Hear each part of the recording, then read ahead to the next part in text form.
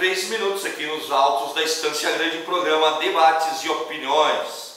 Vai ao ar todos os sábados, das 10 ao meio-dia, pelo www.radiosantosisabel.com.br. Quero dar aí o agradecimento aí ao Rafael Alves dos Santos e muitas felicidades, meu filho. Parabéns por mais um aniversário. A Neidi Henrique da Silva, o Gerson Padilha Pereira, a Ana Furlong, a Marilza Dias, pessoal que está ligado aí no nosso Debates e Opiniões, está nos assistindo pela nossa página lá no Facebook. Nós falamos sobre riquezas, ricos e o contraprojeto social mundial que se contrapõe na forma financeira e econômica ao capitalismo é o socialismo. Abre aspas, socialismo melhorou os países para onde os brasileiros fogem. Fecha aspas, afirma Pedro Cardoso. O ator que estava vivendo há 2 anos em Portugal disse que se incomoda muito com o pensamento da classe média e das altas elites que no Brasil defendem o capitalismo absoluto e no exterior elogiam o compromisso do Estado com a escola pública, os hospitais e as políticas sociais. O ator Pedro Cardoso, um dos maiores críticos da TV Globo, emissora onde trabalhou por anos, criticou em entrevista concedida ao jornal O Globo a hipocrisia de certa parte da classe média e das altas elites brasileiras que fugiram do Brasil pelo fato de o país supostamente ter ficado insuportável. Será que agora está suportável? Se antes estava insuportável, agora está insuportável para essa gente? Será? Vamos ver. Cardoso estava vivendo há 2 anos em Portugal, país presidido atualmente por um grupo de centro-esquerda, e voltou ao Brasil para lançar o seu primeiro romance, abre aspas, o livro dos títulos. Para ele, aqueles que fugiram do Brasil encontraram em seus países de refúgio um Estado comprometido com a escola pública, saúde pública, transporte público, políticas típicas de países inclinados a um pensamento mais socialista. Abre aspas, um dos assuntos do livro é este, sair em busca de um país mais organizado. Isso tem sido muito dito pela alta classe média, porque por quem tem condições econômicas de fazer isso. Vão embora do Brasil porque o Brasil ficou insuportável. E isso me incomoda muito, porque o que tornou esses outros países melhores para se viver foram certas contribuições de um pensamento socialista, que essas pessoas que querem ir embora negam ao seu país. O compromisso do Estado com a escola, com a saúde e o transporte público, uma política que não seja inimiga da população, são conquistas. Lá ninguém acha que não deve haver escola pública de qualidade, enquanto no Brasil ainda tem muita gente que acredita num capitalismo absoluto, sem contrapeso, e são supostamente essas pessoas que querem ir embora, disparou Pedro Cardoso.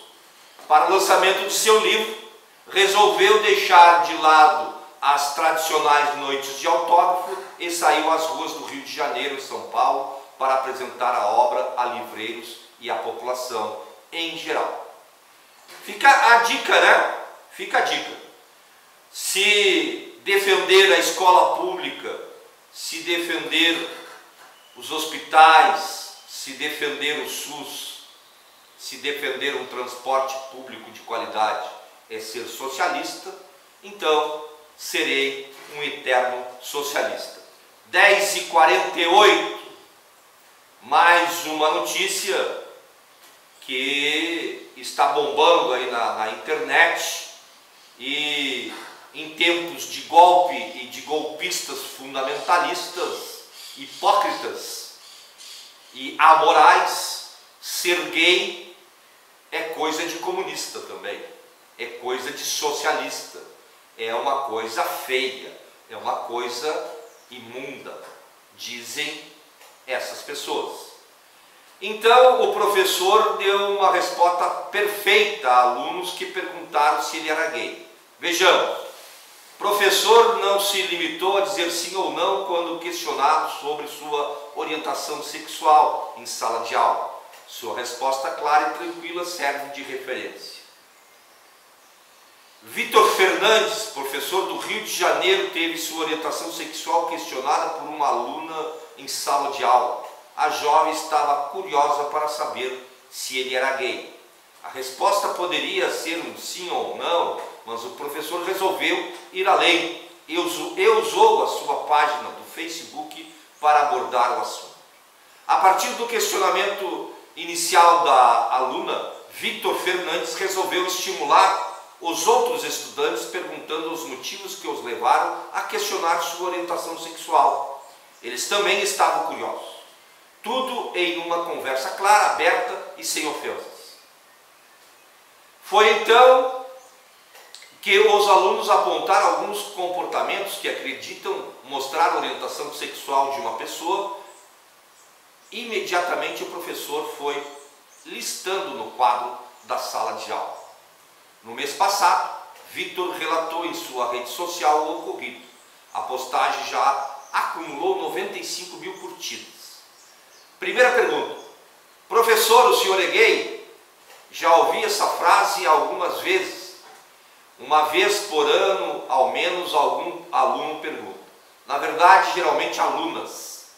Como já ouvi várias vezes e sempre me intriguei com o porquê da pergunta, e hoje a pergunta veio de uma aluna de uma turma do primeiro ano no meu CIEP, em Inhoiabá.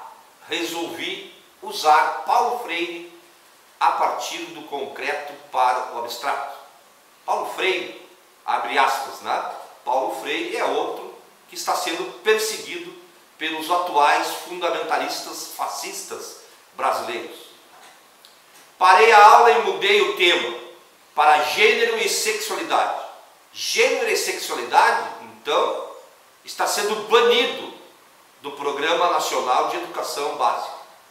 As escolas estão sendo proibidas de falar sobre gênero e sexualidade, porque isto é uma afronta aos bons costumes. Estudávamos antropologia, então é pertinente. Antropologia, gênero, sexualidade. Usei a pergunta da aluna e a mim mesmo como exemplo. Perguntei a ela o que a levou a fazer a pergunta.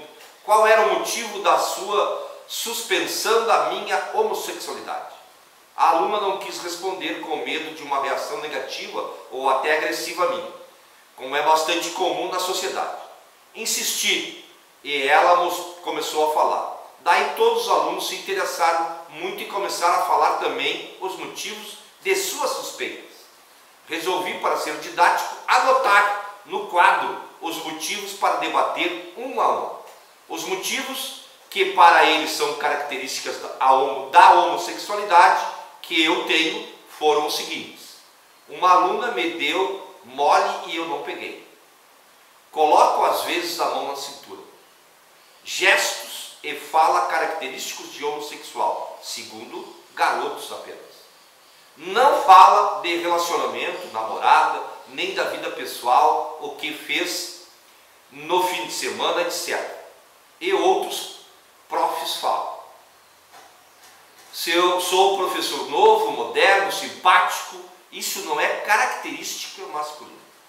Tem outros alunos que comentam que sou gay. Sou vaidoso, me cuido esteticamente. Quando os alunos me perguntam se eu era gay, não neguei agressivamente, mas debati o assunto. Só no final disse que não era. Não provei que era hétero, mostrando fotos minhas com algumas namoradas, etc. Não sou machista. tenho 30 anos, não casei e não tenho filhos. Todas as pessoas de 30 anos que eles conhecem já casaram e tiveram filhos. Só gays chegam aos 30 sem casar. Tenho amigos gays. Sim, a lista foi longa e os instiguei a falar tudo. Não é difícil deduzir que os pressupostos anotados no quadro também dessas falas são: homem que é homem pega a aluna, não rejeita a mulher. Homem que é homem não coloca a mão na cintura. Homem que é homem fala das mulheres que pega, prova que é homem através de fotos com mulheres. Professor hétero não é simpático. Simpatia não é característica masculina. Homem que é homem não é vaidoso. Homem que é homem nega com veemência a homossexualidade, como se fosse um crime. É óbvio que homem de verdade não debate esses assuntos, muito menos usando a si mesmo como exemplo. Homem que é homem é machista. Observação: como eu queria as feministas linha dura que me acham o escroto machista naquela sala para debater isso com eles. E o professor ri. Homem de verdade casa antes dos 30 e tem filhos antes disso. Talvez você se pergunte o porquê não neguei com veemência e errei e encerrei o assunto. Por que debati algo pessoal com adolescentes com 15 anos em média? Primeiro, qual o problema de ser gay? Por que negar com veemência? É crime imoral? Não. Ser gay ou hétero para mim é como ser flamenguista ou botafoguense. Não tem nada de bom ou ruim em nenhum dos dois. Segundo, acho que foi a melhor oportunidade de debater um assunto tão delicado e proporcionar o acesso a uma outra visão de mundo aos alunos. Não sou gay. E fiquei impressionado com a visão estreita de gênero e sexualidade de adolescentes em pleno 2016. Isso aconteceu no ano de 2016. Tão limitada e machista. E fiquei imaginando a feroz repressão que os homossexuais sofrem no dia a dia. Por outro lado, é compreensível os alunos terem essa concepção na cultura onde estão inseridos. Como você tem 30 anos e não casou, se as meninas têm filhos aos 15 anos? Como assim você não pega a aluna que te dá mole? Só pode ser viado. Eu resolveria facilmente o problema mostrando foto com alguma mulher com quem fiquei, mas porque eu me preocuparia em provar a heterossexualidade com quem prova a inocência. Como quem prova a inocência. Por que eu usaria uma mulher como prova de algo? Pode parecer engraçado para muita gente ler isto, e para mim foi. Muito. Ri muito. Mas para eles não. É o que pensam mesmo. Parece que os anos de 1940 estão aqui, mas não, é só o ano de 2016. Imagine se o projeto Escola Sem Partido continua avançando como está. Voltaremos às trevas em pouco tempo. Precisamos debater gênero e sexualidade nas escolas. Mais do que nunca, o machismo é opressor, como os homens também. Se liguem nisso. Fui trabalhar com uma camisa rosa, disse o professor Vitor Fernandes. Então, as coisas estão ligadas. A questão está ligada. Uma coisa liga na outra. Quando a gente fala de dividir riqueza, a cultura e a educação também é uma riqueza. A liberdade democrática é a maior riqueza. Nós podermos falar de sexualidade, de gênero, de hétero, de macho, de gay, de lésbica, LGBT, negro, branco, índio, livremente, uma riqueza. E é essa riqueza que estão nos roubando a cada dia. E infelizmente, este roubo, essa ditadura, esse conservadorismo arcaico, atrasado, vil, entra para dentro dos nossos lares, entra nas escolas públicas e privadas, com certeza, porque infelizmente nós não conseguimos romper com essa educação conservadora, com essa educação machista, com essa educação policialesca, onde que a criança e o jovem não podem pensar, não podem ser curiosos. Uma criança começa a se descobrir e a se ver, ela quer saber o que é que tem no seu corpo, para poder decidir o que ela quer ser na vida. Até então ela não sabe o que é ser menina ou menino. E recebe essa informação de pessoas ultramente conservadoras, ultramente reacionárias. Nós temos, a minha geração ainda, que está se findando, e as próximas gerações têm o dever de revolucionar a concepção de democracia no Brasil.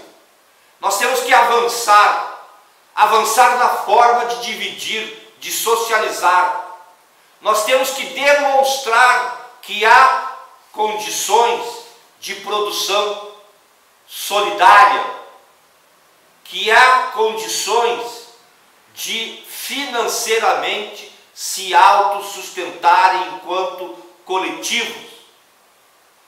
Romper com o individualismo é mostrar que a coletividade é a nossa salvação. O pensamento coletivo, o pensamento socializante, o pensamento fraternal é a salvação do mundo, da humanidade. Isso é histórico. Os que vieram antes de mim sabem disso e sabiam disso. Agora nós temos que deixar isso claro para as próximas gerações. Não há mais espaço para indivíduos. Não há mais espaço para somente 1% da população mundial deter 50% de toda a riqueza produzida por cada um de nós.